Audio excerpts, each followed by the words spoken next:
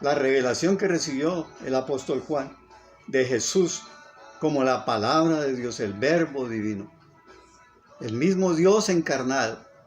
Y en Juan 1:4, ahí enseguida dice, en el verso 4, dice, en el verbo, en ella, en la palabra, estaba la vida, y la vida era la luz de la humanidad. Vemos entonces que Juan recibió esa revelación de Jesús como la misma vida de los hombres y la luz de la humanidad, porque vivimos en tinieblas cuando estamos sin la revelación de Cristo en nuestras vidas. Y dice en el versículo 5, la luz resplandece en las tinieblas y las tinieblas no prevalecieron contra ella, contra la luz que es Cristo el Señor. Juan pudo ver la maravillosa encarnación del Señor Jesús. Y esta revelación tiene un propósito para todos nosotros, la humanidad, el hombre. Y esa revelación se encuentra en 20:31, ese propósito de esa revelación, en Juan 20:31. Dice así la palabra del Señor.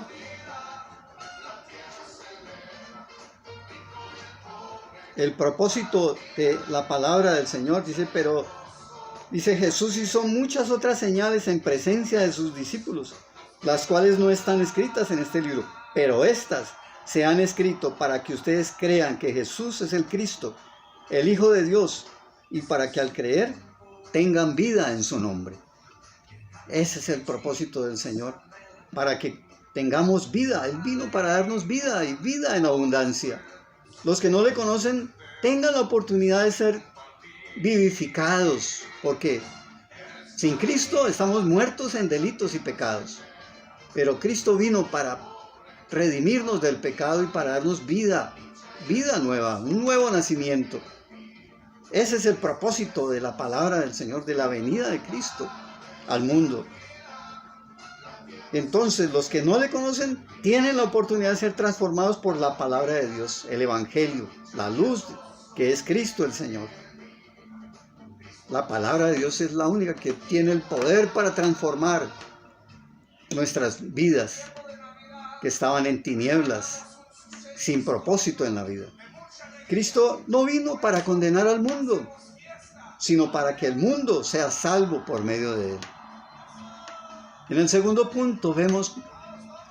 tercer punto, dice los que se desvían para enfocarse en cosas superficiales. Vemos el apóstol Pablo luchando contra el legalismo en el libro de Colosenses. Dice así, en capítulo 2, versos 16 al 17. Dice el apóstol Pablo: no permitan pues que nadie los juzgue por lo que comen o beben, o en relación con los días de fiesta, la luna nueva o los días de reposo. Todo esto no es más que una sombra de lo que está por venir, pero lo real y verdadero es Cristo el Señor. Vemos ahí entonces que, como dice el apóstol Pablo, luchó, así como el Señor Jesús, contra el legalismo. Dice en comentario bíblico sobre el legalismo en la época de Pablo, dice que el legalismo de la época de Pablo se ocupaba de temas como las comidas, los días de fiesta y las ceremonias religiosas. Estos judaizantes, esos judíos religiosos que se habían supuestamente convertido al cristianismo, pero que no tenían una verdadera relación con Cristo. No habían nacido de nuevo, no habían estado cerca de Jesús para conocerlo verdaderamente. Pablo dice que aquí que tales reglas que parecen ser muy espirituales, en realidad pueden alejar de Dios a las personas. Luego en el capítulo 3 de Colosenses, el apóstol Pablo describe cómo debería ser la verdadera santidad del cristiano. No por guardarse de comidas o de fiestas o de días religiosos, sino una verdadera santidad del cristiano. En el capítulo 3 de Colosenses podemos leerlo en nuestro devocional personal. Después de declarar que Jesús contiene toda la plenitud de la deidad, el apóstol Pablo en Colosenses 1, 15 al 19, Pablo afirma que la verdadera plenitud solamente puede hallarse en Cristo Jesús. Gloria al Señor. Entonces, las supersticiones y las tradiciones o costumbres es atribuirle supuestos poderes que no tienen estas prácticas, estas tradiciones religiosas, porque no han conocido realmente a la persona central de la Biblia, que es el Señor Jesucristo. Son débiles en la fe, por su orgullo, por su soberbia, se vuelven religiosos y atacan a los que celebramos la Navidad para el Señor Jesús. Creen que hacemos lo mismo que los que no conocen al Señor, o sea, los paganos. Nos califican de apóstatas, supuestamente estamos atacando su cristianismo, entre comillas, y mundanalizando a la iglesia. Dicen ellos, ven demonios por todas partes y en todas las personas.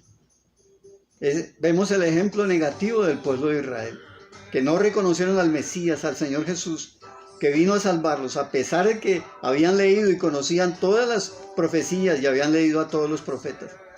Y cuando se les presentó el mismo Mesías, lo rechazaron, como lo dice en Juan 1, versículo 9. Dice, a lo suyo vino y los suyos no lo recibieron. Qué tristeza. Dice, pero más a todos los que le recibieron, a los que creen en su nombre, les dio potestad de ser hechos hijos de Dios. Juan no se detuvo ni se quedó callado para ver el paganismo que había a su alrededor, sino que se centró en la revelación que él recibió del Señor Jesús, como el Verbo hecho carne.